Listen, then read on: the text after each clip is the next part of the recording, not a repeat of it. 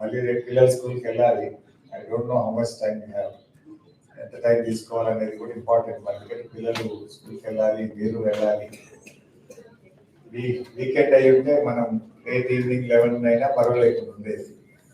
But మిత్రులేమో కాలుష్యం మీద మాట్లాడాలి, రన్నింగ్ పొలిటికల్ సబ్జెక్ట్స్ అన్ని మాట్లాడాలని మీరు ఎక్స్పెక్ట్ చేస్తున్నారు.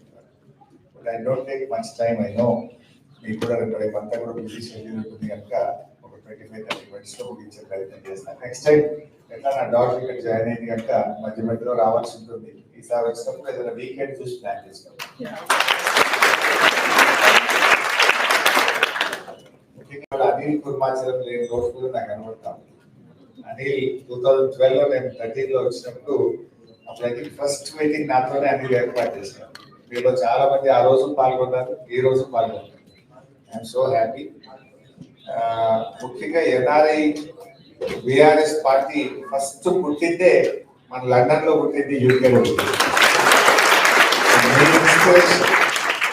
మొత్తం ప్రపంచవ్యాప్తంగా ఈరోజు గులాబీ జెండా పాకిందంటే ఎన్ఆర్ఐ యూకే కృషి వల్ల, మీ ఇన్స్పిరేషన్ వల్ల, మీ ప్రయత్నం వల్లనే చెప్పి చెప్పుకోక తప్పదు. అంతేకాదు ముఖ్యంగా మన కల్చర్ను కూడా, మన బతుకమ్మను, మన బోనాలను కూడా అద్భుతంగా లండన్ లో ప్రారంభించి ప్రపంచ వ్యాప్తంగా కూడా జరగడానికి దోహదపడ్డది కూడా ఎన్ఆర్ఐ యూకే విభాగం.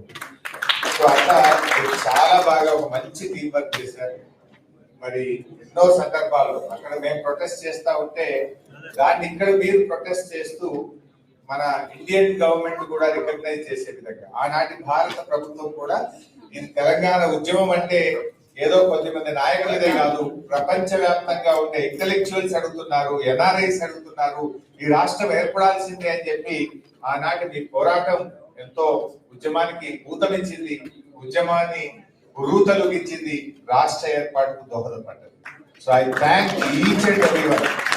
ఆ రోజు నుంచి ఈ రోజు వరకు కేసీఆర్ గారి నాయకత్వానికి సపోర్ట్ చేస్తూ ఈ గులాబీ జెండాను ముందుకు తీసుకుపోయిన మా యూకే ఎన్ఆర్ఐ విభాగం ఈ రోజు మీటింగ్ లో ఉండొచ్చు, ఉండకపోవచ్చు, కష్టపడ్డ ప్రతి ఒక్క వ్యక్తికి నేను యావత్ తెలంగాణ ప్రజల పక్షాన, బిఆర్ఎస్ పక్షాన వారికి హృదయపూర్వక ధన్యవాదాలు తెలియజేస్తాను.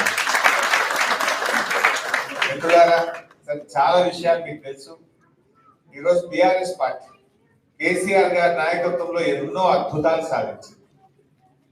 ఒకప్పుడు భారతదేశంలో ఏముండేదంటే బెంగాల్ ఆచరిస్తుంది, దేశం అనుసరిస్తుంది అనేవారు. కానీ కేసీఆర్ గారి చరిత్రను తిరగరాసిండ్రు, తెలంగాణ ఆచరిస్తుంది, భారతదేశం అనుసరిస్తుంది అనే గొప్పగా 10 ఏళ్లలో చేసి చూపించారు కేసీఆర్. ఇదేదో పొలిటికల్ స్పీచ్ కాదు. మీరు లాస్ట్ 10 years లో చూస్తే, మీరు గూగుల్లో సెర్చ్ చేస్తే పర్ క్యాపిటా ఇన్కమ్ లో మన తెలంగాణ రాష్ట్రం దేశంలో అగ్రగామిగా ఉంటుంది. పర్ క్యాపిటా పవర్ కన్జంప్షన్ లో ఇండియాలో మనం టాప్ 2-3 లో ఉంటాం. మన జిఎస్డిపి గ్రోత్ రేట్ లో ఇండియాలో ఏ స్టేట్ కూడా మన దరిదాపుల్లో కూడా జిఎస్డిపి గ్రోత్ రేట్ లో ఉండదు. ఎవ్రీ హౌస్ హోల్డ్, ప్రతి ఇంటికి స్వచ్ఛమైన త్రాగునీరు అందించింది కేసీఆర్ గారు. యాక్చువల్ గా మన ఎలక్షన్ మేనిఫెస్టోలో పెట్టలేదు, కానీ కేసీఆర్ గారు తనకు తానే డెడ్ లైన్ పెట్టుకున్నాడు. ఓ రోజు అసెంబ్లీలో మాట్లాడుతూ వచ్చే 3 ఏళ్లలో ప్రతి ఇంటికి త్రాగునీరు ఇవ్వకపోతే మళ్ళీ ఎన్నికల్లో పోటీ చెయ్యము అని చెప్పాడు కేసీఆర్. మా గుండెలు అదిరిపోయింది అసెంబ్లీలో ఉన్నాం, ఇంత ధైర్యంగా చెప్పిండు. ఎందుకంటే మనకంటే ముందు 60 ఏళ్ళు పాలించిన వాళ్ళు ఉన్నారు. 60 ఏళ్లలో చేయని పనిని 3 ఏళ్లలో చేస్తాను. ఒక మారుమూల గోండుగూడెం నుంచి హైదరాబాద్ నగరం వరకు ప్రతి ఇంటికి స్వచ్ఛమైన శుద్ధి చేసిన త్రాగునీరు అందిస్తాను. ఆ ప్రోగ్రామ్ పేరే మిషన్ అని ఒక ప్రోగ్రామ్ పెట్టాను.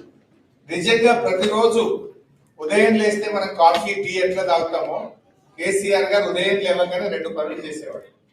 పవర్, అసలు మనం బిఆర్ఎస్ పార్టీ అధికారంలోకి వచ్చినాడు రాష్ట్రంలో హైదరాబాద్ లో 4 hours పవర్ హాలిడే. గ్రామీణ ప్రాంతాల్లో అయితే పొద్దున 6ంటికి పోతే రాత్రి 6 దాకా కరెంట్ రాదు. కరీంనగర్, వరంగల్, ఖమ్మం, నల్గొండ, నిజామాబాద్ ఇట్లాంటి జిల్లా హెడ్ క్వార్టర్స్ అయితే daily 6 hours power cut. Industries కు 3 days పవర్ హాలిడే. ఆ సిచ్యువేషన్ లో రాష్ట్రం ఏర్పడింది. కానీ 1 year లో, ఎగ్జాక్ట్లీ ఇయర్, అది గ్రామీణ ప్రాంతమా, పట్టణ ప్రాంతమా, హైదరాబాద్ నగరమా, అది పరిశ్రమల, గృహ అవసరాల, వ్యవసాయం, ఎవ్రీ కన్స్యూమర్ 24/7 క్వాలిటీ పవర్ ఒక్క సంవత్సరంలో ఇచ్చి చూపించాడు కేసీఆర్. 60 ఏళ్లలో దాని పని ఒక్క సంవత్సరంలో చేసి చూపించింది బీఆర్ఎస్ ప్రభుత్వం. అంటే అది కమిట్మెంట్, డెడికేషన్. ఉదయాన్నే మన